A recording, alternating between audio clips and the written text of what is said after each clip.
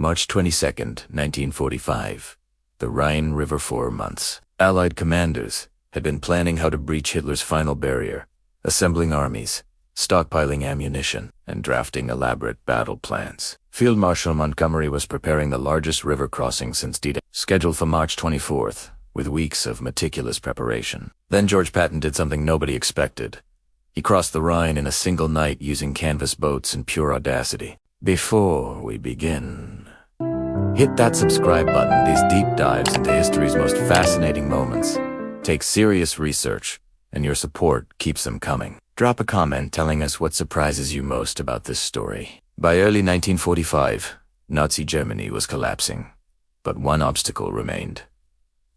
The Rhine River, over 1,000 feet wide in places, freezing cold, with currents strong enough to capsize boats. Supreme Commander Eisenhower had approved Montgomery's plan, Operation Plunder, and Montgomery spent weeks preparing, assembling 25 divisions and enough equipment to fill a dozen freight trains. He even invited Churchill to watch what he promised would be the war's crowning moment. The preparations were so elaborate that American officers joked Montgomery would cross the Rhine with more ceremony than the Germans used to defend it. 200 miles south. George Patton was thinking differently. His Third Army had been racing across France and Germany at impossible speed with a simple philosophy. Move fast, hit hard, never give the enemy time to think. While other commanders worried about supply lines, Patton worried about momentum, believing hesitation killed more soldiers than enemy fire. On March 21st, as his forces approached the Rhine near Oppenheim, his intelligence officer brought reconnaissance reports showing the West Bank was lightly defended with maybe 200 German infantry focused on Montgomery up north. Patton studied the map in silence, calculating not logistics, but opportunity. At 10:47 p.m., he called Major General Mantonetti. Manton, you're going across tonight, twos. Whatever boats you have. I want a regiment on the East Bank by dawn, and not a word to headquarters.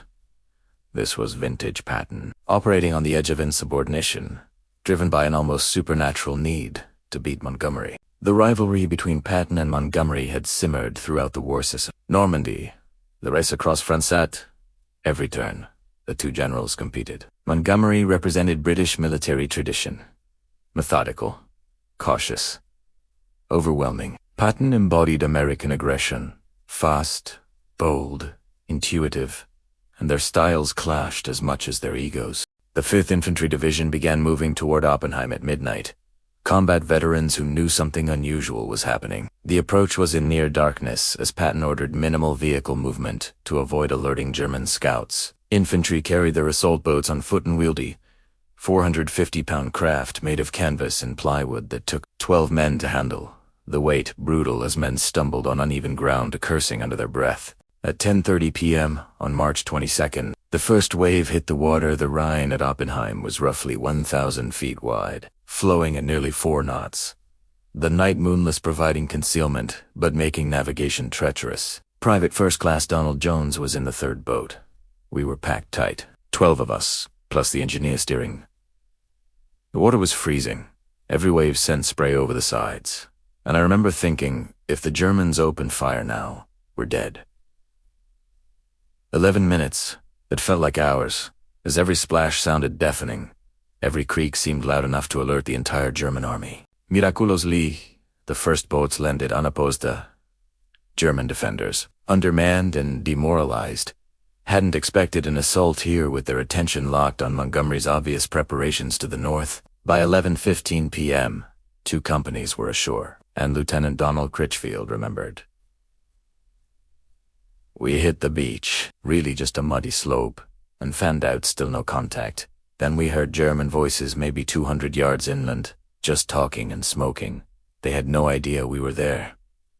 The Americans moved silently into defensive positions with orders clear. Don't fire unless fired upon. Let more men cross. Build strength before revealing the assault. By midnight, 8 companies had crossed. Nearly 1,200 Americans were digging in on the East Bank. When the Germans finally realized what was happening, their response was scattered and ineffective because it was too late. Back at Third Army headquarters, Patton monitored radio reports with barely contained excitement. Chain smoking, which meant stress, but also smiling. By dawn, on March 23rd, Patton had 4,000 men across the Rhine with engineers ferrying tanks, using improvised rafts as the bridgehead expanded rapidly. At 7:30 a.m., Patton finally called Supreme Headquarters, his voice crisp and gleeful. "Brad, for God's sake, tell the world we're across. I want everyone to know Third Army made it before Monty starts." Bradley was dumbfounded. George had crossed the Rhine with less preparation than we'd used crossing the St. That's. When I realized this was as much about beating Montgomery as defeating Germans, word quickly spread, and by mid-morning, Eisenhower knew. His reaction measured publicly supportive, privately annoyed by Patton's cowboy theatrics. Field Marshal Montgomery learned of Patton's crossing at 11:20 a.m. on March 23rd, just 13 hours before his own Operation Plunder was scheduled to begin. His response, recorded by witnesses, was icy. "I see Patton has bounced the Rhine. How very American. Let us proceed as planned and demonstrate the difference between a river crossing and a proper military operation." Montgomery's operation began at midnight with a 4-hour artillery barrage involving 3,500 guns. The sound was apocalyptic, heard from miles away as shells screamed overhead in continuous waves. It was methodical, overwhelming, and successful. But it lacked what Patton achieved: surprise and speed. Winston Churchill was with Montgomery, having arrived to witness what was supposed to be Britain's crowning achievement.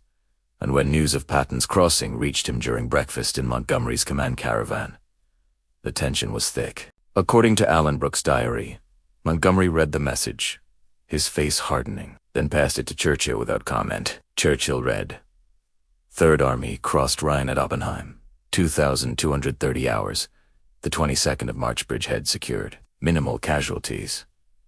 For a long moment, Churchill said nothing, then spoke. "Brilliant. Absolutely brilliant. That magnificent American cowboy has done it again." Montgomery stiffened. "Prime Minister, the operation was unauthorized and tactically unnecessary." Churchill cut him off with a wave. "Bernard, I know what we have. We have the most meticulously planned operation of the war. But what Patton has done, crossing the Rhine with assault boats and sheer audacity. This is warfare that wins wars quickly." He paused and added with a slight smile, "And it rather makes our preparations look elaborate, doesn't it?" The comment hung in the air as Churchill's secretary later wrote that Montgomery looked as if he'd been slapped. But Churchill wasn't finished. Turning to Brooke, "The Americans have given us a gift. Patton's crossing will draw German reserve south. Hitler will panic when he learns the Rhine is breached at 2 points. This couldn't have worked out better." This was Churchill at his finest, turning potential embarrassment into strategic advantage by reframing the situation in seconds. But privately in cables to London, he wrote, more candidly, "Patton has bounced the Rhine with typical American flair. Monty's operation will be more consequential. We must acknowledge that speed and audacity still have their place. The Americans have reminded us that wars are won not just by planning, but by the will to take risks." Churchill's public statement was even more generous, praising both crossings as demonstrating the overwhelming strength of Allied arms. Churchill and Patton met on March 26th when Churchill visited the Third Army bridgehead, and Patton arranged for Churchill to walk across a newly constructed pontoon bridge with Army photographers capturing the scene. As they reached the eastern bank, German territory, Churchill stopped and turned to Patton. According to Patton's aide who was present, Churchill said, "Generalpat, I have crossed many rivers in my life. The Nile as a young officer, the Marne during the Great War, but this, Hitler's Rhine, stepping onto German soil with the Wehrmacht in retreat. This is a moment I shall remember when all others have faded." Patton, typically brash, was momentarily speechless before replying. "Prime Minister, this river was supposed to stop us. Hitler said it was impossible, but Third Army crossed it in one night with canvas boats, and determined men. That's what happens when you tell Americans something can't be done." Churchill smiled, a genuine warm smile captured in photographs. "Quite right. General, never tell an American something cannot be done. They take it as a personal challenge." The exchange revealed mutual respect between two very different leaders. The Victorian statesman who'd witnessed the horrors of trench warfare, and Patton, the cavalryman who believed in speed and shock. The most revealing comment came afterward when Churchill was alone with his military secretary. "That man Patton is insufferable, arrogant, insubordinate. But my God, he can fight when history is written. They'll remember that Hitler's Great Barrier fell not to massive bombardments, but to a general who decided it was time to cross, and simply did it. The contrast between the two crossings couldn't have been starker. Montgomery's Operation Plunder involved 80,000 troops, supported by 1,000 artillery pieces, a masterpiece of planning with remarkably low casualties. Patton's crossing involved 4,000 troops in the first 12 hours with whatever artillery could be moved forward quickly, succeeding through speed, surprise, and exploitation of weakness with initial casualties under 50 men. Both approaches worked and achieved their objectives, but they represented fundamentally different philosophies of warfare. The German reaction revealed which crossing they feared more. General Alfred Hitler's chief of staff testified after the war. When Montgomery crossed, we were prepared and knew it was coming. But when Patton crossed at Oppenheim, this was shock. We had minimal forces because we never believed anyone would attempt a major crossing without preparation. And by the time we realized what was happening, it was too late. Hitler's own reaction was up, demanding to know how Patton crossed so quickly and obsessively calling him a demon who doesn't fight like a soldier. The strategic consequences were immediate, as Patton's bridgehead expanded rapidly within 48 hours. 2 full divisions were across.